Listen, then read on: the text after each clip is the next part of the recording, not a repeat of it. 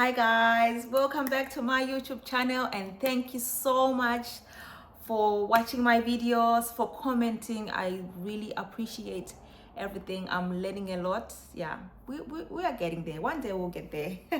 Thank you so much. So if you're new here, my name is Moira. I'm my mom who lives in Zimbabwean born, British. Yeah, I currently live in the UK with my family, married to my husband, one and only husband. That's what people say, isn't it? One and only. To one husband. And I'm a mother of three. Yeah, almost two teenagers and under a 5-year-old. Yeah, so if you're new here, please don't forget to subscribe, like, and share. You see, I'm getting this YouTube language thing. Yeah. I'm loving it. Thank you so much. The weather is getting better. The sun is out here in the UK. So you know, when the sun is out, you just feel better. And now we can wear all these tops. That's why, you know, if you follow me on my social media platforms, you see I'm working out and trying to eat healthy because the summer body needs to be in place. Okay, I don't want to take too much of your time, but today I just thought I would talk about this. For this week's video, I just talk about this. So there's a time that I posted a video on my other social media platforms, Facebook, TikTok, and Instagram, about, you know, how busy the UK life can be. Because that time I posted a video, I was in a rush during school run. I was gonna drop off my son to school, and because of, you know, I don't know if it's only me, but I find that UK time moves so fast, and you know, you can't be behind. You can't be behind by 5 minutes. You can't be behind by a minute because your day will be messed up. So my son, I was taking my son to school, and he was gonna eat his breakfast in the car, because if we don't do that, then we'll be late. He was gonna be late for school, and I was gonna be late for work. And you know, I had comments, some people saying, oh, you should be thankful, at least you've got a car, you know, your son is gonna eat in a car, you should be thankful because you're in the UK, you should be thankful that you went on the plane to be in the UK in a better place. You know, people were, yeah, I get it. I appreciate, you know, I feel blessed, and I acknowledge that. I thank God for what I have. I thank God for the blessings, for that car that I was showing that day. I wasn't showing the whole car, but that I've got a car anyway. I'm thankful that I've got a car. I'm thankful that I'm in the UK. God put me, because I believe God put me in this place for a reason. I thank you that I've got the children to drive to school. I thank God that I've got, you know, a job to go to. But you know, it got to me. I was like, okay, so does it mean if you've been on the plane to the UK, from Zimbabwe to the UK, if you've got a job to go to, if you've got children, does it mean that you can't talk about your struggles? Does it mean that you can't raise issues that is affecting you despite all these blessings? Does that mean that? Yeah, so that's what I want to talk about. As I said earlier, I'm grateful for what I have. I'm grateful for where I am. I'm grateful that I'm here in the UK. You know, life is not the same as Zimbabwe. I feel blessed, but I struggle with some things. Let me tell you, this is my day. I wake up at 5:30. Yeah, I work full time, by the way.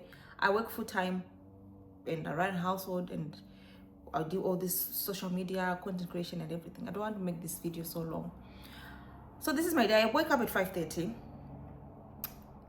That same time my daughters wake up to prepare to go to school, I go and pray. You know, I pray with other mothers every day at 6 o'clock. Then I exercise, because if I don't exercise, if I don't care of my physical body, then, you know, yeah, I find it, yeah, I just need to do it. It helps me, you know, to release those endorphins in the morning. My day, I think my day feels better if I do exercise in the morning. So this is before work. Then it's 7:45, I wake up my son. By 8:30, I should be out of the house. I drop him off at school. By 8:30, I drop him off at school. Then I drive to work. Thank God I work locally, because I can't work far. I used to get jobs, in London and stuff, but because I've got children, I need to stay local. So I've always worked local. So I go to work, start at 9 o'clock. I finish 3:30. My employer is very understanding. Then they allow me to go and pick up my son. Yeah, I go and pick up my son. So this is the typical day where he doesn't go to breakfast club. I don't put him in breakfast clubs anymore because he needed to wake up early, so it was too much of a strain for him. So my employer is very understandable. Then I'll go and pick up my son at 3:30. Then I come back. I come home to continue working up to 5:30, so that I do the 9 to 5 hours. Yeah, that's my day. Then I'll go and pick up my girls. My husband does the school run in the morning for the girls. I go and pick up them from the bus. This is about 6 o'clock. We are home. Then I start cooking. While I'm cooking, I'm doing homework. Then we finish homework. We have dinner, and then people have showers and stuff. Then I think by 9 I'm done. I'm studying at the moment.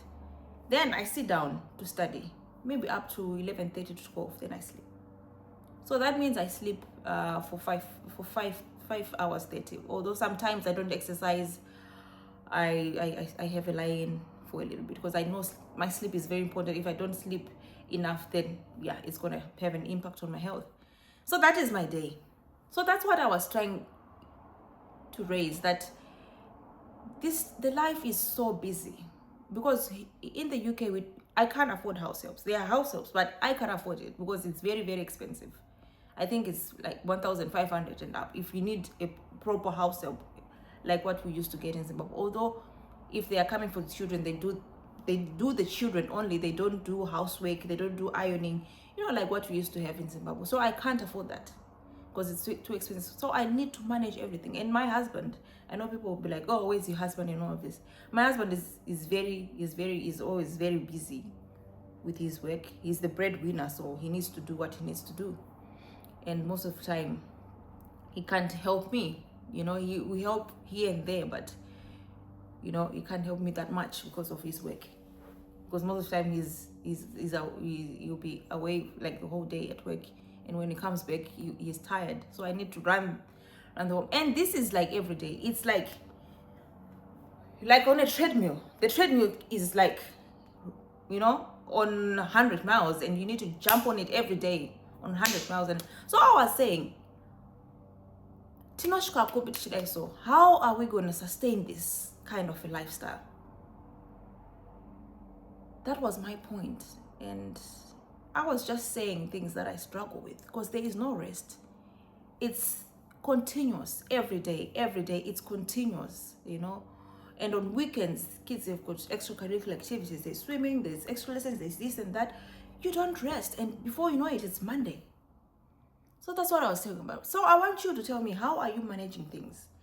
Especially for those in diaspora, how are you managing things? How are you managing life? Because I don't really get time to rest. Maybe when I finish my studies, I can, I'll have a bit more time, and I can't work part-time because I need the money. I need to work full-time because I need the money. You know what? I've got a Netflix account. I rarely watch it. I just keep it because my family, my family use it. Even my family in Zimbabwe, they use that account. But I don't really have time to sit down and watch Netflix. Maybe if I have time, it's like an hour or 30 minutes. So that's what I was saying.